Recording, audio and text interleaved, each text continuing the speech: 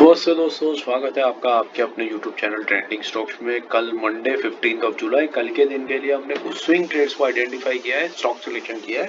तो चलिए देखते हैं इन स्टॉक्स को हमने क्यों सिलेक्ट किया है, किस रीजन से सिलेक्ट किया है।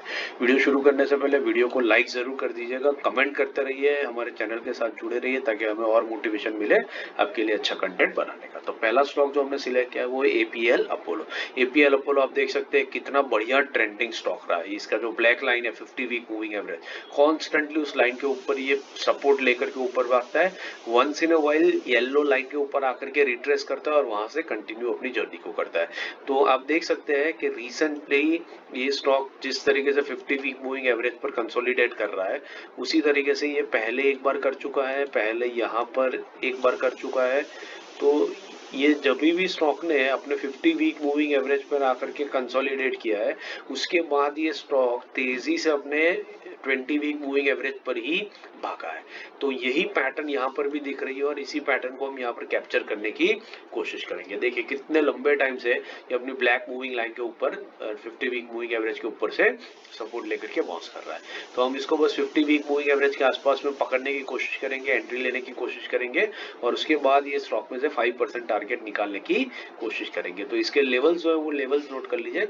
1515 जो इसका 50 वीक मूविंग एवरेज है वहां से लेकर के 1530 1% की रेंज में एंट्री करने की कोशिश करेंगे। 1500 के नीचे स्टॉप लॉस लगाएंगे और 1:5 के रिस्क रिवॉर्ड के साथ में 5% के टारगेट के लिए स्टॉक के अंदर जो है आप बने रह सकते हैं, वॉच लिस्ट पे लगा करके स्टडी कर सकते हैं। दूसरा स्टॉक जो हमने सिलेक्ट किया है वो है AB कैपिटल। AB कैपिटल भी आप देख सकते हैं एक बढ़िया सा ट्रेंडिंग स्टॉक रहा है काफी 2 साल के पीरियड से। ये स्टॉक धीरे धीरे अपना सेम 50 वीक मूविंग एवरेज के ऊपर कंसोलिडेट करता है और फिर yellow line 20 week moving average के ऊपर भागता है। यहाँ पर भी 2 बार हुआ है और अब ये तीसरी बार भी आप सेम पैटर्न बनता हुआ दिख रहा है जहां पर इसने काफी लंबे टाइम तक अपने 50 वीक मूविंग एवरेज पर कंसोलिडेट किया है और अब ये 20 वीक मूविंग एवरेज का सपोर्ट लेकर के भाग रहा है। बस ये स्टॉक रिसेंटली अपने 20 वीक मूविंग एवरेज को टच करने के कोशिश में या उसके आसपास आने की कोशिश कर रहा है। वॉल्यूम्स पर आप नजर डालें, वॉल्यूम्स एकदम ड्राई अप हो चुके हैं, मतलब ये कोई मीनिंगफुल डाउनफॉल नहीं है, ये सिर्फ एक हल्का सा रिट्रेसमेंट है।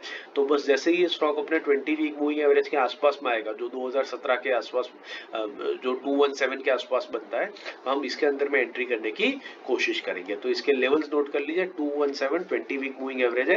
217 से 220 के बीच में कहीं पर भी एंट्री करने की कोशिश करेंगे।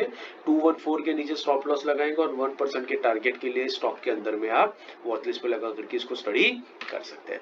तीसरा और आखिरी स्टॉक है bank of India. Bank of India हमने क्यों सिलेक्ट किया वो देख लेते हैं। ये भी एक परफेक्टली ट्रेंडिंग स्टॉक रहा है काफी टाइम से, 2-1 साल से।